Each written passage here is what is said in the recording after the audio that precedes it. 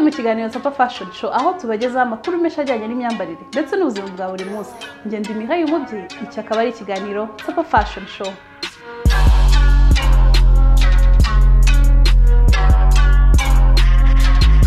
Duherero muri Fashion and Lifestyle News aho tubagezaho amakuru menshi ajyanye n'imideli. Minisiteri y'Imari n'Igenamigambi y'u Rwanda nyuma yuko iteganya gukuraho amahoro ku bantu bakora ibikorwa bya Made in Rwanda kuri uyu munsi rero ikaba yashyize mu bikorwa icyo cyemezo. Reka twumve rero icyo abadesigners benshi bakora ibijyanye na Made in Rwanda bakiriye icyo gikorwa cyangwa se icyo cyemezo cyo gukuraho amahoro ku bakora ibintu bya Made in Rwanda. Mu minsi yashize Minisiteri y'Imari n'Igenamigambi yatangarije inteko nshingamategeko umushinga w'ingengo y'imari ya Leta nshya wa 2018 na 2019. Mu byavuzwemo harimo kuvanaho imisoro ku bikoreshwa mu budozi bw'imyenda no mu nganda zitunganyamo.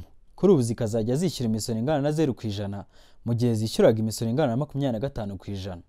Guverinoma kandi yazamuye imisoro y'imyenda ya caguwa iva ku madolari ya Amerika angana na 2.1 ku kilo ashyirwa ku madolari 4. Naho imisoro y'inkweto za caguwa yo yavanywe ku madolari ya Amerika angana na 0.4 ikazajya yishyura amadolari 5 ku kilo. Minisitiri w'Imari n'Igenamigambi Dr. Ndagijimana yabwiye inteko nshingamategeko ko kugira ngo aya mafaranga azaboneke hari ingamba guverinoma yamaze gufata zirimo kuvugurura itegeko rishyiraho uburyo bwo kwakira imisoro. Ibirori bikaba byarabaye inkuru nziza ku bahanga imyambaro muri rusange. Mu baganira na Tsapa Fashion Show bakaba baratubwiye uburyo babifata ndetse n'inyungu zibirimo. Ni igikorwa umuntu wese ukorera mu Rwanda cyangwa ukora ibijyanye n'imyenda yari ategereje ko gishyirwaho umwanzuro. Twagiye tubyumva kenshi, amanama araba ntibigire umwanzuro uhamye, ariko ubu ngubwo bigiye gutangira kujya mu bikorwa twabyakira neza kandi ni inkuru nziza ku ba designers ko tugiye kujya twimporta iyo myenda cyangwa amatisi tutishyuye imisoro. Kuko imisoro niyo yayindi nyine iza igakontriba kuri cya giciro abantu bagarukaho. Nitubona imyenda tutayisoreye tugakora imyenda y'icya giciro kizagabanuka kandi ya Made in Rwanda bavuga noneho igere no ku bantu benshi. Icyo ni kiramuka kibayeho rwose turateka ko ibintu bizagenda neza. Ikindi cyifuzo nkanjye ubwanjye navuga ni gufasha cyangwa se gufasha abantu bakora Made in Rwanda bakabasha kwagura ibikorwa byabo. Kugabanya imisoro ni icyambere, ariko gukomeza kubakorera ubuvugizi kugira ngo babone ibishoro bihagije babashe kwagura ibyifuzo byabo cyangwa se gahunda zabo byaba ari byiza cyane. Nubwo imisoro ikuweho ku badozi b'imyenda ndetse n'inganda bakomeza bagaragaza imbogamizi ko zitarashira nubwo zigabanutse 70%. Kubera ko tuzabasha gukora ibintu byiza byinshi, kubera ko tuzabasha accessinga ku bikoresho dukoresha. Noneho tuzatera imbere kandi duhaze benshi, noneho nino concept ya Made in Rwanda nayo igaragare ubone koko ko yabaye successful kurusha mbere. Navuga ko 70% imbogamizi zizagabanuka. Mvuze ngo ni zose nabandengere kuko burya buri muntu na company cyangwa nuko akora bafite imbogamizi zitandukanye, ariko nk'iyo ni imbogamizi igaruka ku bantu benshi.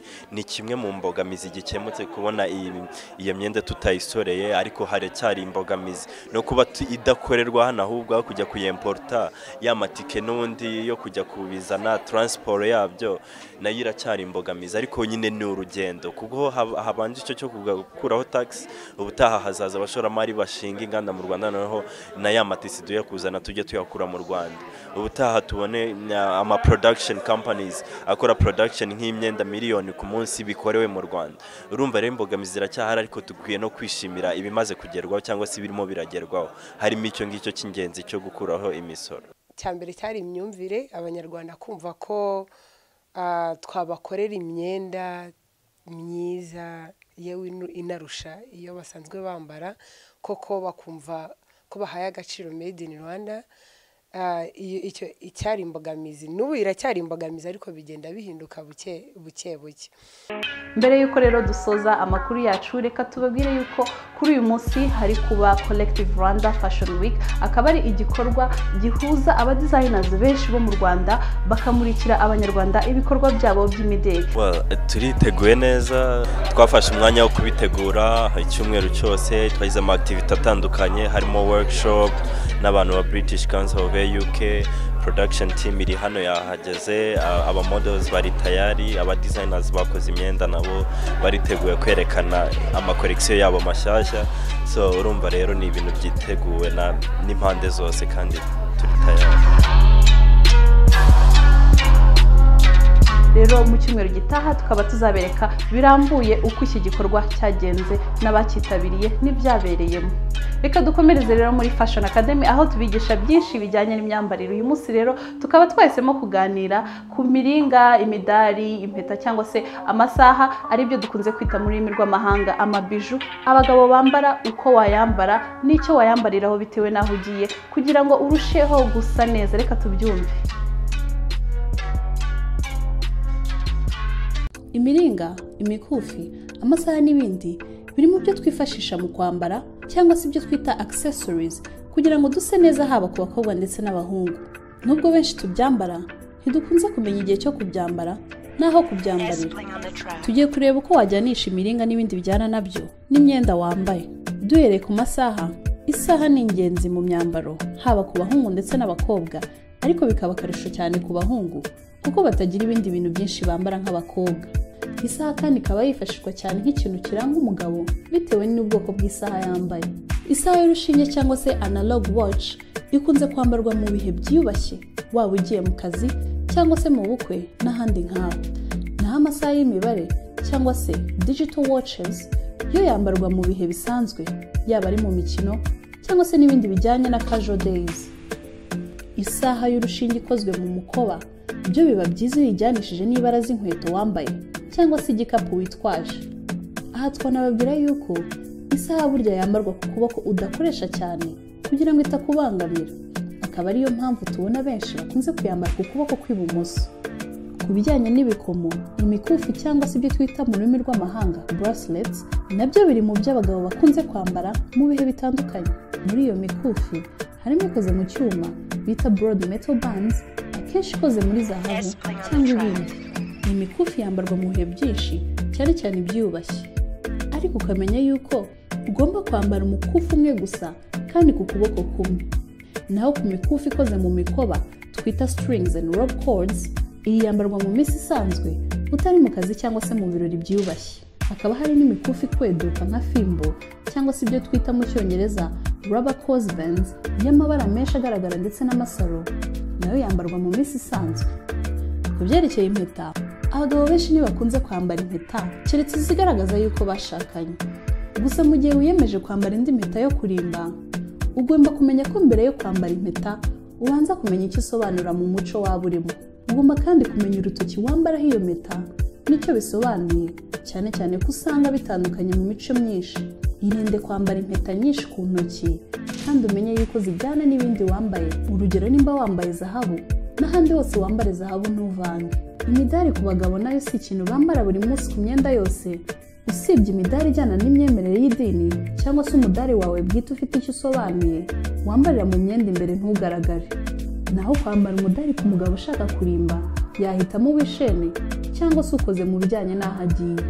Naho ku byerekeye ibirori byiyubashye cyangwa se akazi, umudari ntukenerwa, wawambara kandi ukawushyira imbere mu myenda ntugaragare. Ngibi ibyo abagabo bakunze kwambara cyane. Ubutaha tuzaganira ku byo abagore bakunze kwambara. Nizere yuko rero byabafashije cyane cyane abagabo babaga batazi igihe cyo kwambara amabiju cyangwa se icyo kuyambariraho naho waba ugiye. Dukomeje n'iki cyacu aricyo the interviews, aho tuganira n'abamodo cyangwa se abadesigner bakatuganiriza byinshi ku byerekeye umwuga wabo. Uyu munsi rero tukaba twaganiriye n'umumodo ubirambyemo uzwi ku izina rya Fillete. Fillete rero akaba ari umumodo urambye mu mwuga wo kwerekana imideli, akaba yarabitangiye mu mwaka w'ibihumbi 2000. Byumvikana ko amaze imyaka 18 akora uwo mwuga wo kwerekana imideli.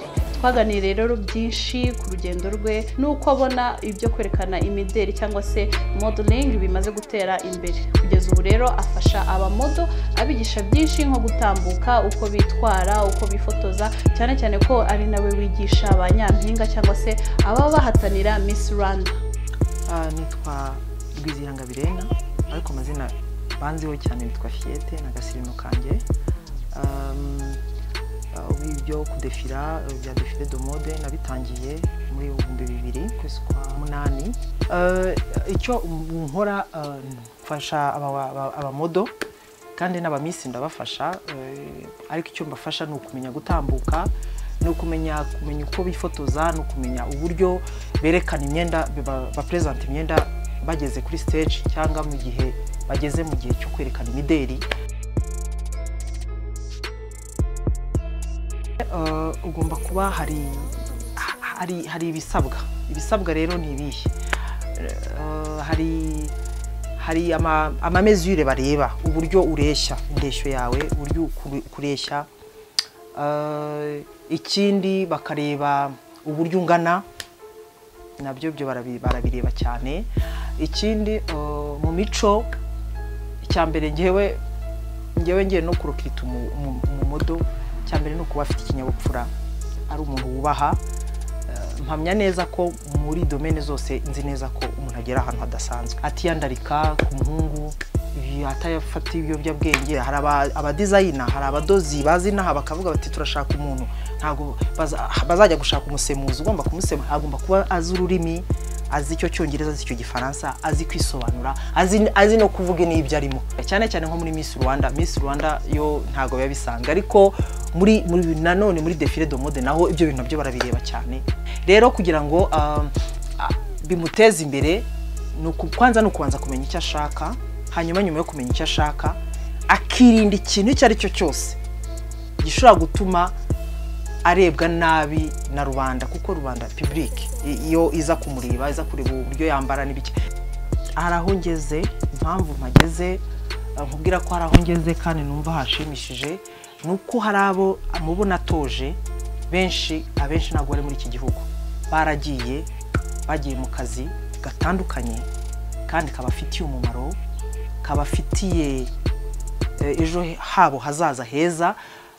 Numva kuri giye bishimishije, nubwo wenda bitaragera aho numva nshaka cyane, ariko mu by'ukuri ngiye biranezeza. Ikintu nshaka kubanza kubwira ababyeyi bwa mbere, ndashaka kubanza kubabwira giyewe ubundi umubyeyi mfite umwana w'imyaka 18.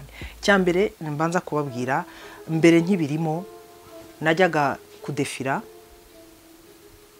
hajya aho muri agence naho naragendaga bakanyigisha gutambuka, bakanyigisha ibyo ngomba gukora bijyanye no kudefira. Gusa kudefira ni ugutambuka, bakanyereka umudesigner ugomba kunyambika imyenda, nta kindi kintu kirenze icyo ngicyo. Ababyeyi mushaka kubamara impungenge, umwana aza muri ibyo bintu, barekura abana baze muri ibyo bintu. Mu by'ukuri abahagariri abafite amagence bakeneye abakora ibintu bya defile de mode, ntago bose bazi, ntago ibyo bintu byose babazi ibisabwa mu by'ukuri. Abana icyo nababwira bashaka kubyinjiramo, bashaka kuza muri modeling, icyo nababwira bo gutinya. Yego nanjye nabigiyemo numafite ubwoba, nahasanze abantu basa neza, mbona abantu bafite amataye meza, ndavuga ni mana we ubusi nanjye ndabishobora. Ariko narahumirije, ndinjira, baranyigisha, ndabishobora. Rero batinyuke. Ubundi abagomba kuba umuntu usanzwe ku bandi. Mu gihe cy'iki gihe mbona ko iyo umuntu ari umumodo aba ari umuntu wabaye umuntu udasanzwe, agashyira abantu bose hasi, akumva ko ari umuntu ukomeye cyane w'igikomerezwa. Ariko umumodo ubundi ngewe kuri ngewe asobanura nyine umwuga we. Icyo cy'abadesigner n'abamodo hajya habaho imbogamizi cyane, cyo abadesigner akavuga ati nge ndambika uyu, ariko uyu wese simushaka. Ugasanga akenshi uruhande rumwe ndabumva, hari igihe aba yanze kumwambika kubera ko wenda abona umwenda ashaka kwambika atari udahuye nawe cyangwa utamubereye cyangwa utamukwiriye, agahitamo guhitamo bamwe na bamwe. Ariko mu uburyo muhakanira, uburyo yanga kumufata, ntabwo baba bazi kubisobanura neza, ku buryo umuntu ahita abona ko yanze kumwambika, atigeze amukunda. Ariko hari urundi ruhande abadizayina yanga kwambika umuntu kuko atamwiyumvamo, akavuga ati genda ambika aba ariko abangaba simbambika. Icyo kintu kijya kibaho. Nge numva ku giti cyanjye nabagira inama yuko bagomba gushyigikirana, bagafatanya. N'igihe bidakunze ko umudizayina agomba kwambika umumodo, akagomba kumusobanura, akamubwira impamvu yabyo. Imbogamizi kwanza bagira za mbere zituruka kuri bo bwa mbere, nibo ziturukaho bwa mbere. Kutubaha ntabwo ngiye mpamya ko iyo ari imbogamizi iturutse ku mudizayina cyangwa kuhagararira agence, niwe ubwe ku giti kiba biturutseho. Akagira ikintu cyo kuvuga ngo kuko ndi umumodo ukomeye, na defiliye nambariye umudizayina runaka uvuye hanze, ugasanga nimba ari hano mu Rwanda hari event yabaye, ugasanga yigize umuntu wahatari cyane. Iyo ni imbogamizi ya mbere ishobora kubangamira umumodo ntabashe kugera aho agomba kugera. Iyo ni iya mbere. Iya kabiri, icyo kintu cy'ikimenyane nacyo kijya kigora abantu, kikavuna umumodo, bigatuma yumva acitse intege muri urwo rugendo rwe rwo kuba umumodo. Icyo ni icya kabiri. Icya gatatu, umumodo akunda guhura na ikintu cyo guhembwa mu kazi aba yakoze biragoye cyane. Hari igihe babambura bakirirwa mu buyobozi, bagiye muri polisi, bagiye kugira gute. Cyane ko akenshi mu bamodo harimo abana b'abanyeshuri, hari abana benshi, harimo abana b'imfubyi baba bafite ibibazo byo kwishyurira amashuri, bikaba bibagora cyane. Kavuga ati ngiye kujya muri aka kazi ko kudefira, yageramo ntahembwe, urumva biramuvuna cyane, biramugora, bikamuca intege, bigatuma izo nizo mbogamizi kenshi bakunda guhura nazo. Ikintu nasabaga abadizayina, nkasaba abafite amagence, abakoresha izo event, abakoresha izo publicité, bakoresha abo bamodo, babinyangamugayo mu kubahemba. Icyo nicyo mvuga cyane kuko nicyo bashinzwe. Nabo bamodo nabo bakamenya kugira ikintu cyitwa guca bugufiya, bakumva ko nubwo bari aho ngaho ari abamodo, ariko bagomba guca bugufiya, akazi kabo bakagakora neza. Nge nizera ko nibakorana neza, icyo umumodo asabwa akagikora neza, umudizayina cyangwa ukeneye ko sosiyete yari yose cyangwa kampani yari yose ikeneye umuntu uyikora publicité, akamuhemba neza. N'abaririmbyi baba bakeneye abamodo babakorera, baba muri clipe zabo, bakabahemba neza. Mpamya neza ko bazagera mu rwego rushimishije, nk'uko i Burayi tujya tubyumva, umuntu akareka ibindi byose, akaba umumodo uri professionnel. Icyo nabwira abanyarwanda nuko bakwiye gukunda ibyo bintu cyane, gukunda ibintu bya modeling, gukunda ibintu by'imideli, bagashyigikira cyane ko harimo n'abana babo, bakaza kubashyigikira. Ikindi n'iri terambere turi kujyamo, bakaza gusobanukirwa uburyo, bakamenya imyenda igezweho ni iyihe, kuko akenshi abamodo nibo babyerekana. Ngira ngo no muri Miss Rwanda barabibona uburyo baza gushyigikira abana babo. Nabwira abanyarwanda, nabasabaga nuko mukwiye kwitabira ikintu cyo kwerekana ama event yo kwerekana ibintu by'imideli. Mukwiye kubizamo cyane, ntimukunde kuza mu bintu bya Miss Rwanda gusa, ariko mujye muza no kuza kureba imideli, kuko nabyo bifite umumaro cyane namwe bafite umumaro, kugira ngo mubashe gusobanukirwa, mubashe kumenya imyenda igezweho. N'abana banyu baba baje kwerekana iyo mideli, bikabatera imbaraga zo kumva ko ibyo barimo ari iby'igiciro kandi ari iby'umumaro. Nimba mujya mukurikira amakuru y'ubuzima bwa Cristiano Ronaldo, ajya asubira inyuma akajya gusura wa muntu wamuhesheje amahirwe. Message naha abamodo, ni ukubabwira ko bakomere kandi bacika intege muri uru rugendo rwo kudefira, ntabwo byoroshye, kandi banazirikana aho imbaraga bazikuye n'ababafashije. ngira ngo rero mwabyumviye ibya Fillete mu mwuga we wo kwerekana imideli. Reka rero dukomereze ku ijwi ryawe. Ijwi ryawe rero nk'uko mubizi ni hahandi abanyarwanda benshi baduha ibitekerezo ku bijyanye n'insanganyamatsiko tuba dufite. Insanganyamatsiko rero y'iki cyumweru ikaba yaragiraga iti ese ni gute wakwita ku ruhu rwawe. Abanyarwanda rero benshi bakaba baratubwiye byinshi mu byo bakoresha kugira ngo bite ku ruhu rwabo. Reka tubyumve. nkanjye ukuntu nita ku ruhu rwanjye ni ukwisiga amavuta asanzwe, swate ari pomade, no kuba nakiparfima cyane, nabyo ndabikunda. mbona ari ukwihindura. Imana iba yararemye umuntu uko ari, iyo wisize ayandi mavuta ugahinduka hari ikintu uba wishe ku ruhu rwawe. Mu gihe yenda umuntu agenda akura bigenda bingira ingaruka ku ruhu rw'umuntu. Nita ku ruhu rwanjye cyane cyane noga kugira ngo ningera mu bandi nyine kugira ngo nange odeni nziza. Noga isabune gusa n'amazi. Ngiye mbona ari imyumvire mibi. Ko nagwa nk'urugero, hari igihe nk'umukobwa ubona yarisize ugasanga nko mu maso, ugasanga ntasa no ku maguru, ukibaza se niko Imana yamuremye.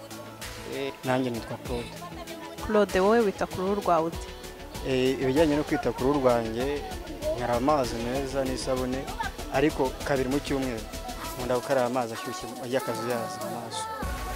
Nyuma amazi ashyushye akazuyaza aragufasha? Yaramfasha cyane, wumva uruhu rahumeka neza. Nanjye nirebye nsanga rwakeye. Bari abantu bisiga amavuta bahindura uruhu bita mukorogo, biriya nasanze ku bantu basobanutse bazi ingaruka yabyo, kuko uruhu iyo urusize ari amavuta ya mukorogo ushobora kurwara kanseri, ushobora kurwara n'izindi ndwara zigera n'uruhu. Wenda ashobora kuyisiga ariko nashyiremo byandi bitukuza cyane, yahinduragamo gakeya kugira ngo ake ariko adatukuye cyane. Hari umuntu usanga ari black asa nk'uyu mwenda ukuntu usa, aho nagiye cuza style ukora n'umwenda n'umukara ugasanga nyuma y'amezi 5 umukobwa yabaye nk'iki nk'urunyanya. Urumva nawe bana mu gitondo ndabyuka ngakaraba umubiri wose, cyane cyane furashiri zanjye nkazishyira mu mutwe, ubundi ngisiga amavuta mu maso bita sauna, mu mutwe ngashyiramo gel. Ikindi kintu nkora kugira ngo nite ku ruhu rwanjye ni siporo kugira ngo ntabyibuha mu kavuyo.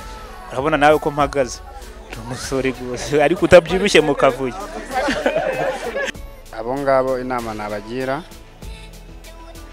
nuko uruhu rwabo ari rwo rwiza kuruta urundi bashyiraho.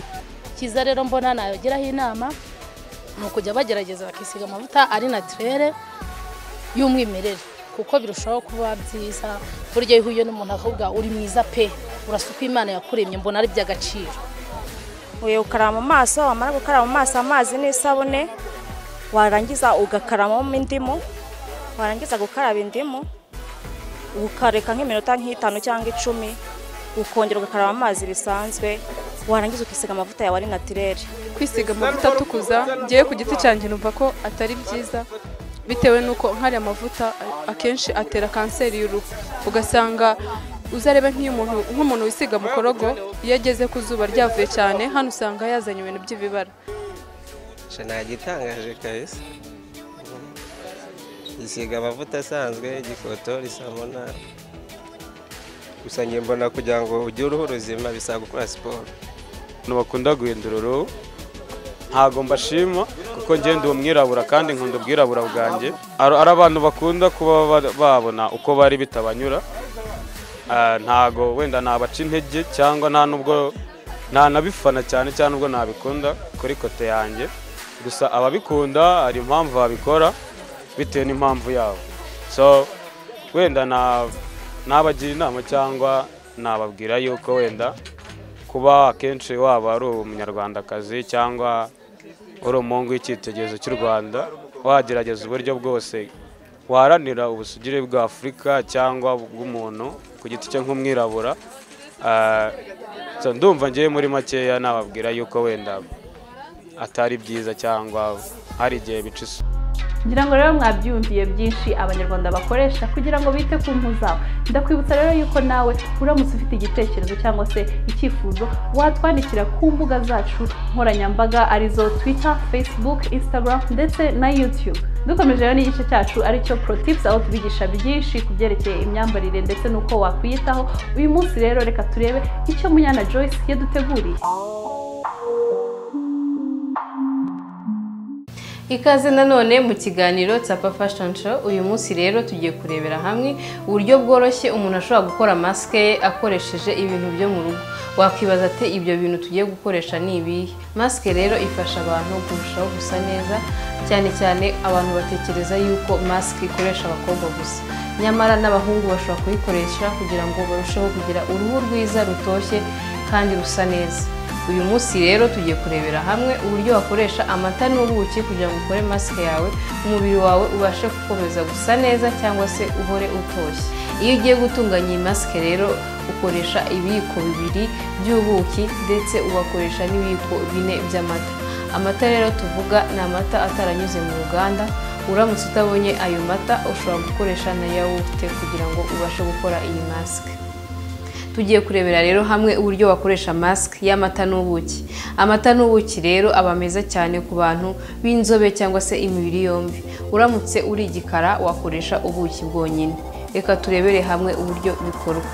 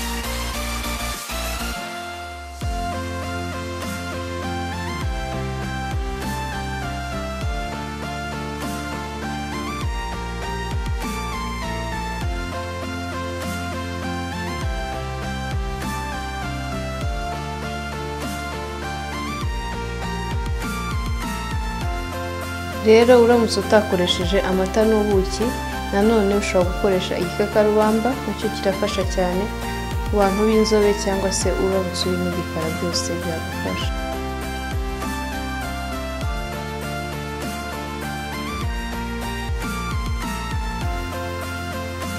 Iyo ukoresha maske rero biragufasha cyane ku buryo uramutse ubishatse ushobora no kugenda utisize makeup kandi ukarushaho no gusa neza. Rero abantu bakunze kwisiga makeup ari igihe zica uruhu, kandi uramutse ukoresha mask byagufasha cyane kugira uruhu rusa neza kandi utisize foundation cyangwa se izindi maquillage. Iyo umaze rero gushiraho mask yawe biba byiza yuko utegereza mu gihe cy'iminota 15 kugira ngo mask yawe ibashe kwinjira neza mu ruhu. Rero nyuma y'iyo minota 15 biba byiza yuko ukoresha amazi y'akazuyazi kugira ngo ubashe koza iyo mask wari ufite mu maso.